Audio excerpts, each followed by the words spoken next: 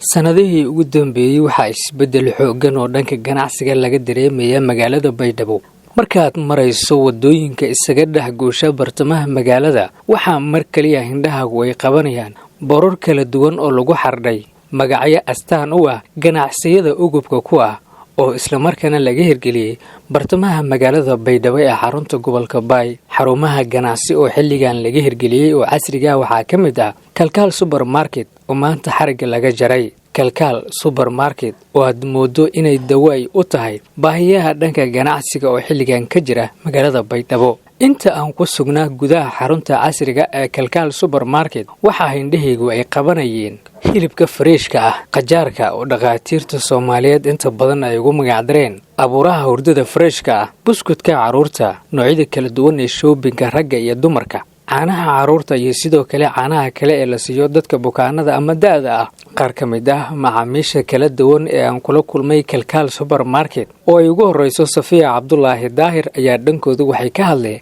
Kalkaal iyo sida ay u soo dhaweynayaan. Kalkaal waa meesha kaliya ee agab dhameystir laga helo, ha ahaado kii jikanka, kii oo maartay musqusho adeega, ha ahaado wax walba oo laga hela. Saakita horto maanta ay uga adeegtaan meesha oo bisha markay dhamaataa imaada ka adeegtaa. marka waxa u baahanayna ma ka waayo. Hadda maanta waa u imaaday adeegan ka adeegto u baahanay oo kuwana maanta adeegtay biskutkan iyo alaabtan ka adeegtay, baan ka soo ka adeegtaa raashin bisil imid maaragtay oo tag away xitaa wakiilaysa hilibka soo shitalaatay sana keelaysa,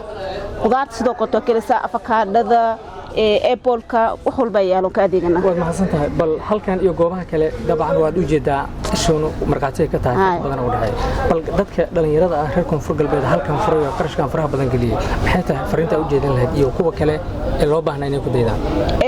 Norto way maasihiin dadkii noo fur dukaankan quruxda badan oo wax walba u baahan aan keen. Xeela qaar xitaa oo aan laga helin jiro magaalooyinka Soomaaliya kamid ah, laakiin ayka maanta inta noogu soo dhameystireen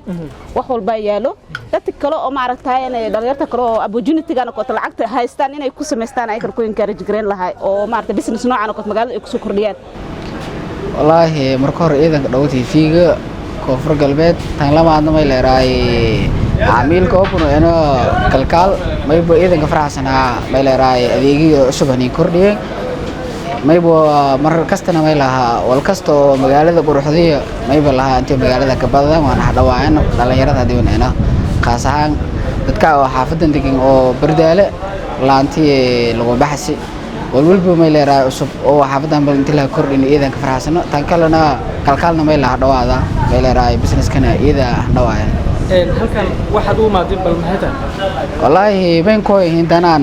mise maamilana wala aan ugada fado baahadaan lahaa oo hadii aan ku hel intaan ugadan koy barwilbano meelay intaan ko iidan ka faraxsana. Xaruntan xarig jarkeeda waxaa goobjoog ka ahaa gudoomiyaha jaamacadda Zamzam qaybteeda Baydhabo, agaasimaha guud ee bangiga Sambank laantiisa Baydhabo, gudoomiyaha maamulka iyo maaliyadda degmada Baydhabo mudane Mucaawiye Ibraahim Cali Nuur. Waxayna bulshada ugu baaqeen inay ka faa'iideystaan ganacsigan casriga ah ee dhawaan laga hirgeliyay bartamaha Baydhabo. Kubad ma iska koynay xarig jarka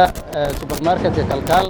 oo si casri ah lan dhisi isku soo wada duuba gunta dambe waxa hadalka qaatay isla markaana xariga ka jaray xarunta Kalkaal Supermarket ee Baydhabo gudoomiyaha maamulka iyo maaliyadda degmada Baydhabo mudane Mucaawiye Ibraahim Cali Nuur. waxna ganacsatada iyo qaybaha kala duwan ee dadka daneynaya ganacsiga isla markaana u dhunduleela ugu baaqay in ay wali degmada Baydhabo ay ka banaan tahay fursado ganacsi oo hor leh. Allahu rabbil alamin wa salatu wassalamu ala nabiyina Muhammad wa ala alihi wa sahbihi wa sallam. Meelay raayis wali eed farxad nin anoo ka hadalo magaca dawladda hoose ee degmada Baydhabo. Meelay raayis in ganacsi oo cusub mas ganacsi hore aan jari oo weyn meelay raayis una daafurna meelay raayis reer Kalkaal Supermarket wali lana ilaahay ganacsiga siin barakay marka Kalkaal Supermarket wali ku mid yahay horumarada magaalada ku socda business-yada yar small business-ka la qabilaw ilaa iyo bangiyada horumarada magaalada ku socda ya qayb ku yahay meel raayis furo ahaantii ba dareemo kortan meel raayis fursado iyo ganacsatada masa dhalinyarada biladka waxyaalaha meel raayis iyo fursad ku weydiiyaan in ganacsigeena adduunyada basad hadii ada tusaale ahaan public health aad barati public health manager ma inaad public health like shaqeyto oo MCD leeyahay mas isbitaal leeyahay $2,000 mashaariic qaata hadii fursadaas ilaahay ka sii waa wali lookiin baahiya fursad kale inaad abuurto sida ganacsiga amal meelaha dhalinyaro badan ah sameeyay ganacsiga yar sida meelaha supermarketada iyo meelaha oo meelaha sweetski wala sile gado eeda meelaha dhiirigeliyaan reer kalkaal eedana uma hasin unoona meelaha waliba oo dawladda hoos oo sharciyan oo meelaha business lagu baahan yahay kula shaqeeyo doona Sergito Baydhabo.